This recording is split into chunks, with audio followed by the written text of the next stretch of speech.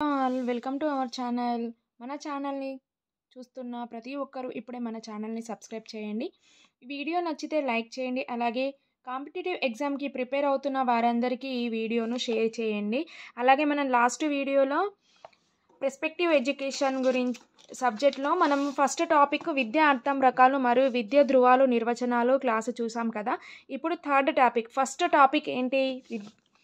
భారతదేశంలో విద్య యొక్క చరిత్ర అభివృద్ధి. దీంట్లోనే టాపిక్లోని మూడో టాపిక్ చూద్దాము. ప్రాచీన భారతదేశం విద్యా విధానం. ఈ టాపిక్ గురించి చూద్దాము ఈ క్లాస్లో. ప్రాచీన యుగం విద్యా విధానం. వర్తమాన కాలంలో విద్యారంగంలో సమస్యలు తేలాలన్నా, విద్యారంగంలో సంస్కరణలు తీసుకోవాలన్నా, విద్యా చరిత్ర గురించి, ఆ విద్యా దృక్పథాల గురించి తెలియాలి అన్నది ఎవరు? బ్రూబేచర్ చెప్పారన్నట్టు. అలాగే నెక్స్ట్ చరిత్ర చూద్దాము. చరిత్ర ప్రారంభం కాలం నాటి నుండి ప్రాచీన కాలం నాటి విద్యా విధానం అంటే ఈ విద్యా విధానం 12వ శతాబ్దం నుండి స్టార్ట్ అవుతుంది చరిత్ర. అలాగే దీంట్లో 3 టాపిక్స్ ఉంటాయి. మధ్యయుగం, ఆధునిక యుగం, స్వతంత్రానంతరం విద్యా విధానం ఉంటుంది. అలాగే ఫస్ట్ టాపిక్ గురించి చూద్దాము. ప్రాచీన కాలంలో విద్యా విధానం ఏంటి? 4 సబ్ టాపిక్స్ ఉన్నాయి. ప్రాచీన కాలంలో ఎన్ని ఉన్నాయి? వేద విద్య, బౌద్ధ విద్య, జైన విద్య, చార్వణిక విద్య. అలాగే మధ్యయుగంలో ఇస్లామిక్ విద్య అనేది ఉంటుంది. అలాగే ఆధునిక యుగంలో బ్రిటిష్ ఇండియా విద్య మరియు స్వతంత్ర భారతదేశ విద్యా విధానం ఉంటుంది. అలాగే భారతదేశం ప్రాచీన విద్యా విధానం గురించి చూద్దాము. ప్రాచీన కాలంలో విద్యా విధానాన్ని 4 భాగాలుగా విభజించారు. 4 విభాగాలు చెప్పాను కదండి. వేద విద్య, బౌద్ధ విద్య, జైన విద్య, చార్వణిక విద్య. వీటిలో ఒక్కొక్కటి గురించి తెలుసుకుందాం ఇప్పుడు. వేదకాలం విద్య. వేదకాలం విద్య ఏంటి? క్రీస్తుపూర్వం 6వ శతాబ్దం నుండి క్రీస్తుపూర్వం 1000 వరకు ఉంటుంది. అలాగే దీంట్లోనే 2 ఉన్నాయి. ధర్మశాస్త్ర కాలం విద్య ఏంటి? క్రీస్తుపూర్వం 1000 నుండి 500, క్రీస్తు శకం 500. అలాగే పురాణ శాస్త్ర కాలం విద్య అంటే ఏంటి? క్రీస్తు శకం 500 నుండి 800 క్రీస్తు శకం వరకు జరుగుతుంది. అలాగే ఇవి రెండింటిని కలిపి వేదాంతర కాలం నాటి విద్య అంటారు. వేదకాలంలో విద్య క్రీస్తుపూర్వం 6వ శతాబ్దం నుండి క్రీస్తుపూర్వం 1000 వరకు జరుగుతుంది. అలాగే వేదకాలంలోనే వేదాంతర కాలం నాటి విద్యా విధానాన్ని ఏమంటారు? ధర్మశాస్త్రం లేదు పురాణ శాస్త్రం విద్య జరుగుతుంది.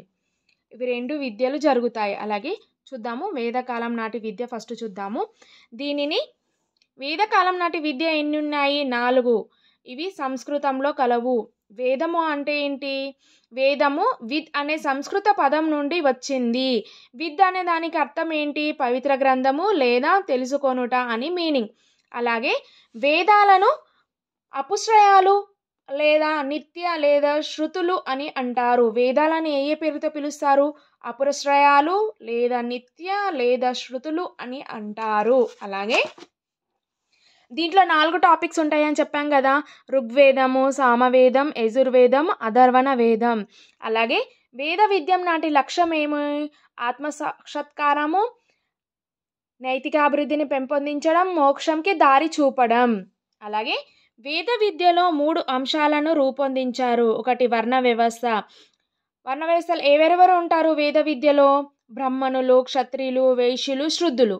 అలాగే పురుషార్థాలు అంటే ఏంటి? ధర్మం, అర్థం, కామం, మోక్షం.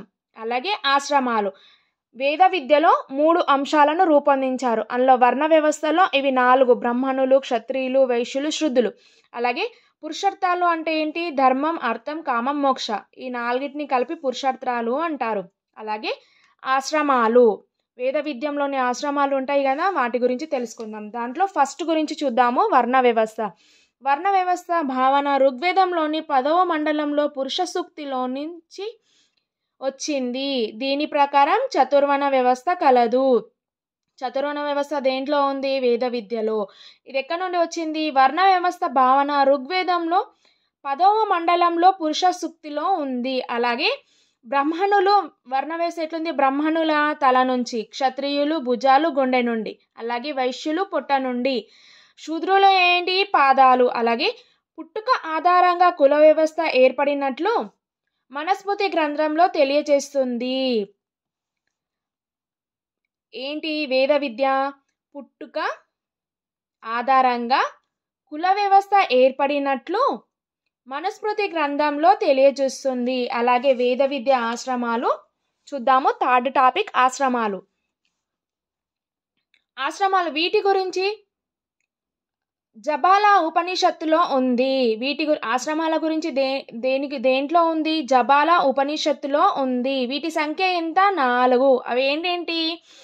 బ్రహ్మచర్యాశ్రమం, గృహస్థాశ్రమం, వానప్రస్థాశ్రమం, సన్యాసాశ్రమం. ఈ 4 గురించి చూద్దాము ఇప్పుడు.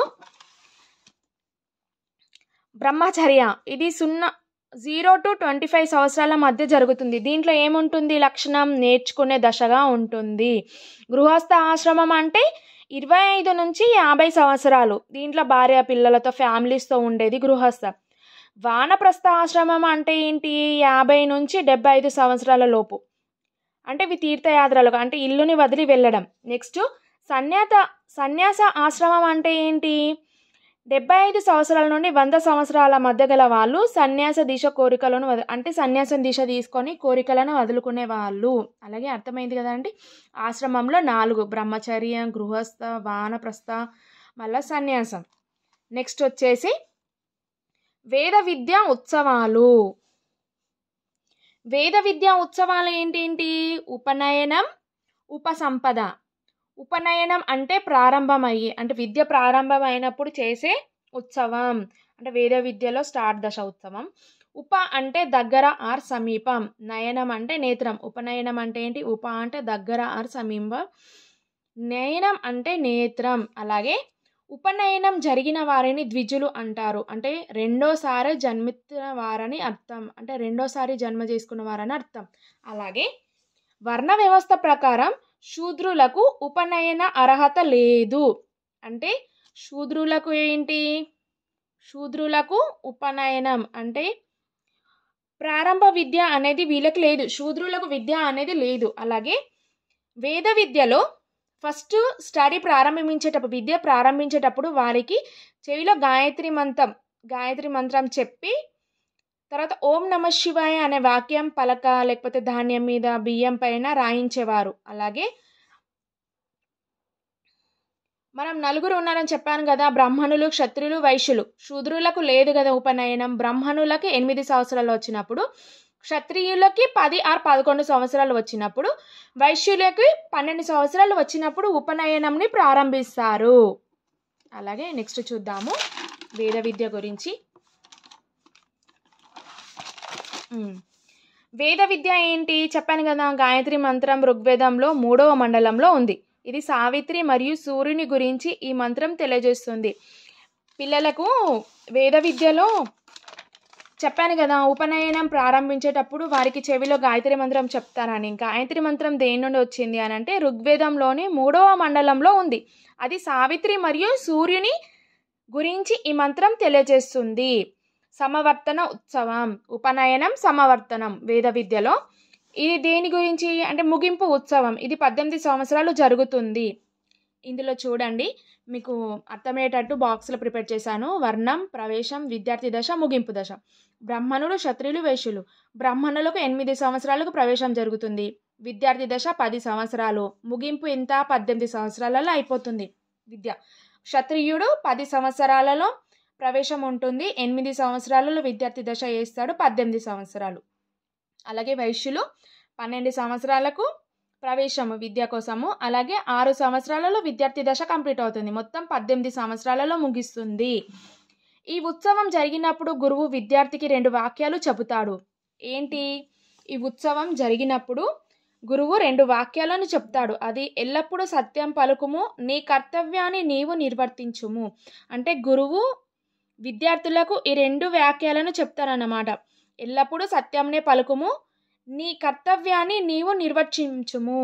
అలాగే నెక్స్ట్ వేద విద్య పాఠ్య ప్రణాళిక చూద్దాము. అంటే వేద విద్యలో ఏమేమి నేర్పిస్తారు? వేదాలు, పురాణాలు, ఉపనిషత్తులు, ఇతిహాసాలు, అరణ్యకాలు, ఆయుర్వేదం, యుద్ధతంత్రం, వ్యవసాయం, వీటన్నింటి గురించి వేద విద్యలో విద్యార్థులకు నేర్పిస్తారు. బోధన భాష ఏంటి? సంస్కృతం. వీరికి సంస్కృతం భాషలో నేర్పిస్తారు.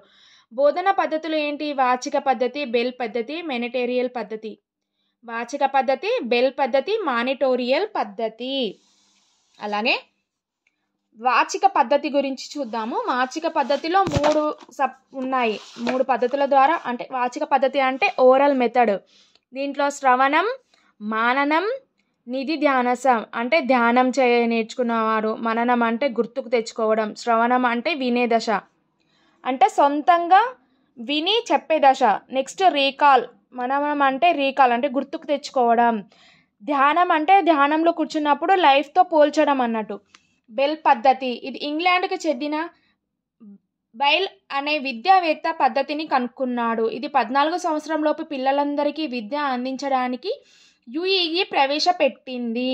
నెక్స్ట్ మానిటోరియల్ పద్ధతి, ఇది ప్రతిభావంతులైన విద్యార్థుల చేత పాఠ్య ప్రణాళికను, సీనియర్స్ల చేత పాఠ్య ప్రణాళికను బోధించడం. అలాగే వేద విద్యాలయాలు 3, వేదాల విద్యాలయాలు ఏంటి 3, గురుకులాలు అంటే ఆశ్రమాలు, పరిషత్ అంటే ఉన్నత విద్యా కేంద్రాలు, ఎక్కడెక్కడ తక్షశిల, వారణాసి, కాంచి. అలాగే సమ్మేళనాలు అంటే చర్చా కేంద్రాలు. వేద విద్యలో స్త్రీల గురించి తెలుసుకుందాము. దీంట్లో తొలివేద కాలం విద్య, మలివేద కాలం విద్య ఉంటుంది. తొలివేద కాలంలో ఉపనయనం అర్హత ఉండేది. స్త్రీలు అన్ని రంగాల్లో పాల్గొని వేదాలను అభ్యసించేవారు. అంటే స్త్రీలు ఎవరెవరు చూడండి: గార్గి, మైత్రి, ఉలేపి, రోషనార, ఇంద్రాణి, విశ్వవర, గౌతమి, లోపభద్ర. వీళ్ళందరేమో ఉపనయనం, తొలివేద కాలంలో ఉపనయన ఉత్సవం జరుపుకున్నారు స్త్రీలు. అలాగే ఇతిహాస కాలంలో కౌసల్య, ద్రౌపది పండితులుగా కొనియాడారు. అలాగే తొలివేద కాలంలో వీళ్ళిద్దరు పండితులుగా చేశారన్నమాట, కౌసల్య, ద్రౌపది. అలాగే మహిళల విద్యాలయాలు ఏంటి, ఛత్రశాలలు. ఇది అత్యధిక విద్య పొందిన విద్యావేత్తలు. మహిళలు విద్యాలయాలు అంటే ఛత్రశాలలు అంటే అత్యధిక విద్య పొందిన వాళ్ళు. వీరిని బ్రహ్మవాదిని అంటే ఏంటి, విద్యావంతులు. దుహిత అంటే పాలు పితికే మహిళ. బ్రహ్మవాది అంటే ఏంటి, విద్యావంతులు అంటే అత్యధికంగా విద్య పొందిన వాళ్ళని ఏమంటారు అనంటే వేద విద్యలో బ్రహ్మవాది అంటారు. దుహిత అంటే పాలు పితికే మహిళ అని అర్థం. అలాగే మలివేద కాలంలో స్త్రీలు ఉపనయన అర్హత కోల్పోయింది. అంటే మనస్మృతి కాలం నుండి స్త్రీ కుటుంబానికి పరిమితం అయింది. అంటే మలివేద కాలంలో ఉపనయనం అనే విద్య జరగలేదు, వీరిలో విద్య జరగలేదు, ఓన్లీ స్త్రీ కుటుంబానికి పరిమితం అయింది. దీంట్లో గురువు శిష్యుల ఒప్పందం గురించి చూద్దాము. గురువు శిష్యుడు అవినవ భావ ప్రత్యక్ష సంబంధం ఉండేది. అంటే తండ్రి కొడుకుల సంబంధం ఉండేది.